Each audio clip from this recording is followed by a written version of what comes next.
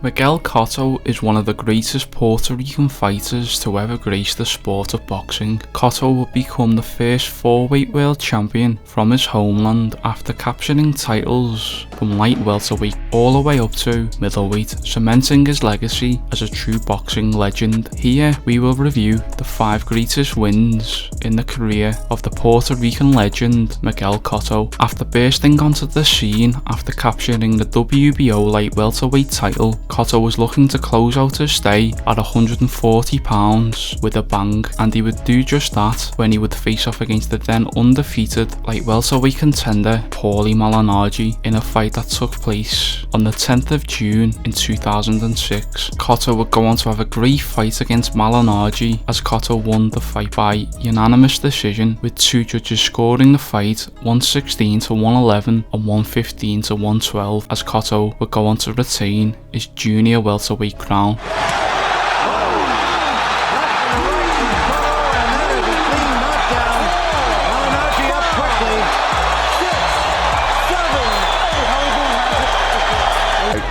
Slugging and pulling and wrestling.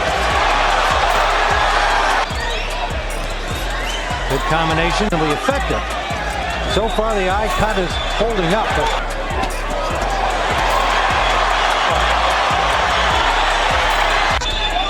Stopping Kelson Pinto. One step back, Malignaggi gets it. You know what? Got about 6 solid. Stay up, Miguel. Smoker letting them try to battle their way out. Oh no, they may have to stop this one. Now most of that blood's coming. No. Now Cotto.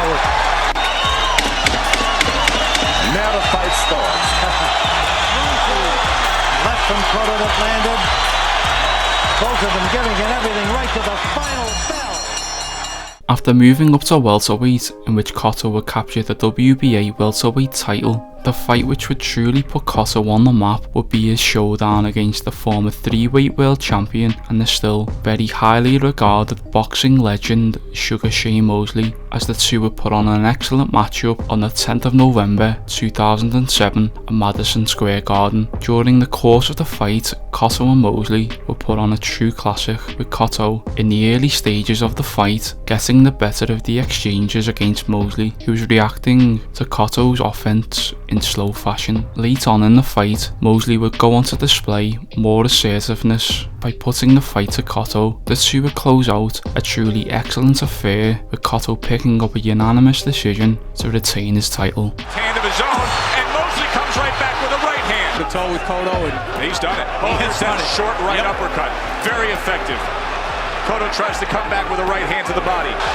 Good, solid right hand from the undefeated champion.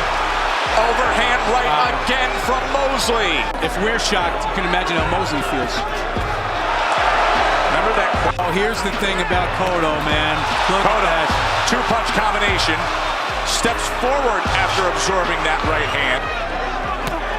The right hand by Mosley. Cotto comes right back. Comes right back and returns fire.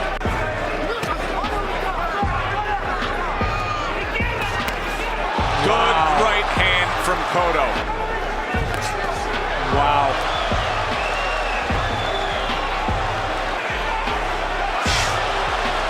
How discouraging is that?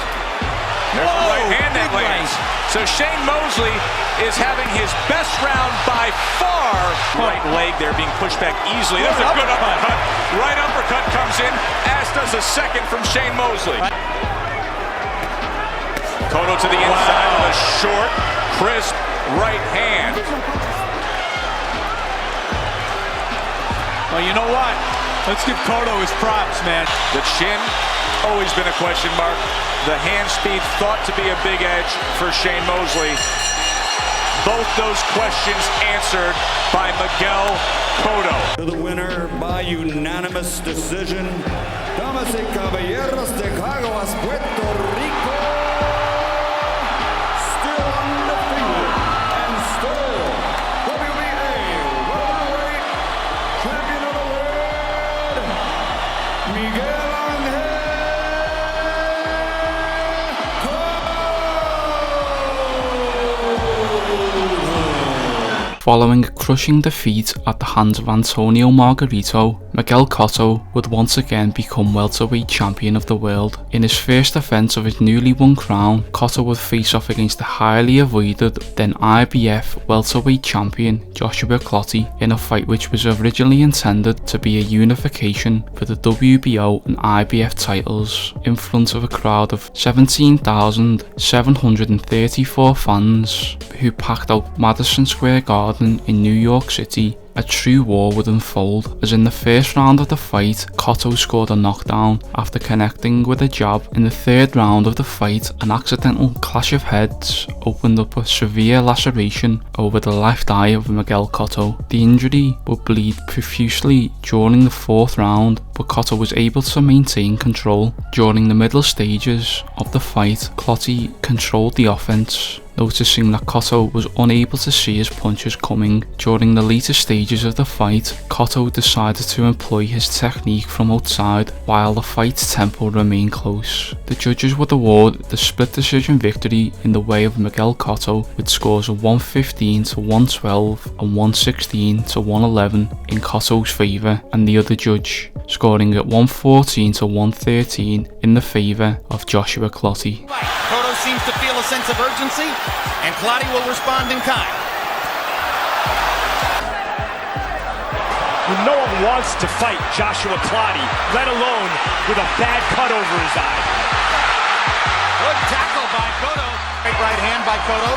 He seems to be gaining a little confidence now. Clottey is much less mobile than before. Cotto's trapping him against the ropes. Well, we saw what Cotto has did in these situations in the past. Caught Clottey on the chin. If Clottey stays over there, he's going to be in trouble, but sooner or later. Hard right hand by Clottey. Said this earlier, catch him when he's coming in punching. Hard right hand by Clottey. Giving Cotto a beating in this round. Hard right hand against the Margarito affair at this moment. Hard right hand by Clottey. Remember, that cut was caused by an accidental butt.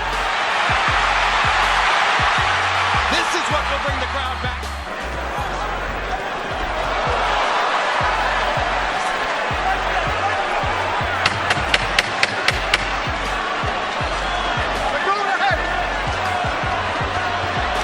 There you go.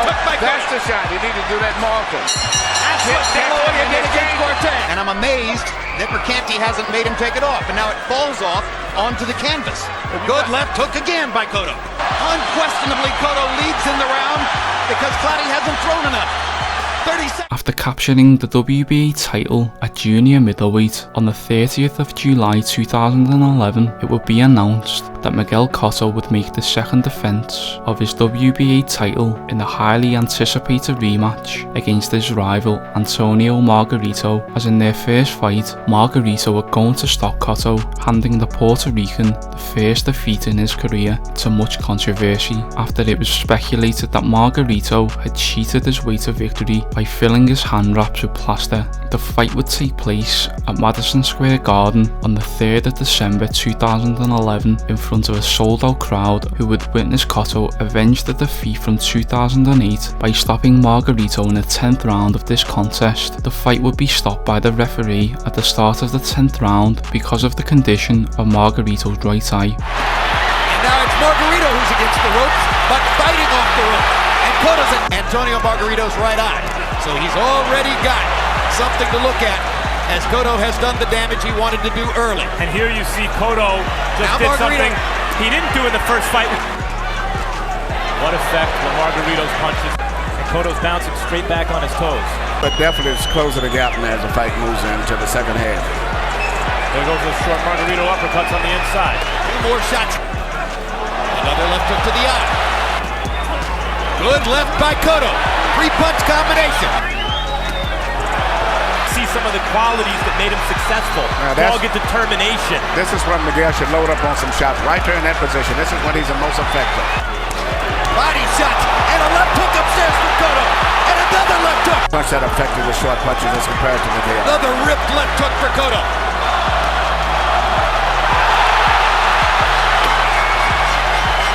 20,000 and Puerto Ricans come to their feet as Cotto hammers Margarito with another left to the eye. No golpe. Hembra. They're 3/4 of the way through. It's over, and revenge.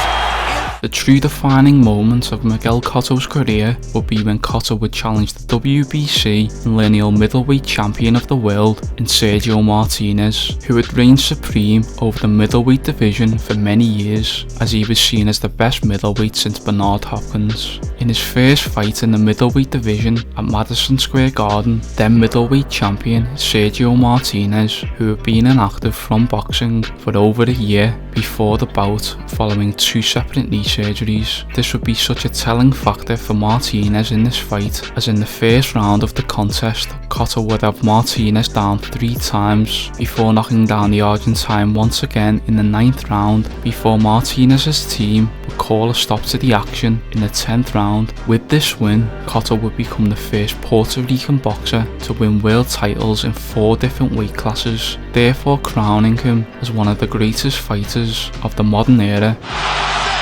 The count is up to a standing 8. He takes the 8 count. 45 seconds left. Can he make it through this round? With 40 seconds, and down he goes again. That's the 3rd knockdown of the round, but as I said, there's no 3 knockdown rule. No legs. He'll get the 8th again. His legs are totally shot. Left hook again. Control back. Really land flush by Martinez, and I think it had an effect on Martinez because he just got hit with an uppercut. His Cotto now senses that he might have him Eric down the middle. That's the one you want to land on the southpaw. Beautiful low blow by Martinez there, but Cotto's lands some heavy shots, and left hook caught him, and he may have him again. His legs look really loose in the knees again, and a load of time. A minute and a half. The crowd senses Cotto is in total command right here, and let's see if he is. As Larry said, came out with the malice of forethought, and it hasn't been by Cotto. Giving him a chance to land one of those punches that come from between those opportunities. And he should get credit. I mean, I know. Oh, straight left hand, buck of the knees. He's going to call that a knockdown. He said the knee hit the canvas, so he's going to call it a knockdown. It's up to taking the standing 8 count anyway. They got the 6, 7, and 8 fight. I don't think it touched. Yeah, I don't think it touched either, but we will see in the replay. He caught him with a flush shot. Let's see if the knee does touch. Bang! No, Nope. It doesn't. Referee, for some reason, thought that knee touched, but it doesn't make any difference. It's still scored because nobody, in terms of the judges, has the advantage of what we have, and that's the replay. To be 100% sure. I questioned in the beginning, but there's no question now. That's another 10-8 round. Hopefully he gets credit for that, and it's not just, well, you didn't face Sergio at 100%. Well, it's going to be a part of the narrative. Absolutely. Older, injured fighter. He can't come out. The fight is over. We have a new middleweight champion. Miguel Cotto has done it after 9 rounds. The new WBC middleweight champion of the world, Pacquiao.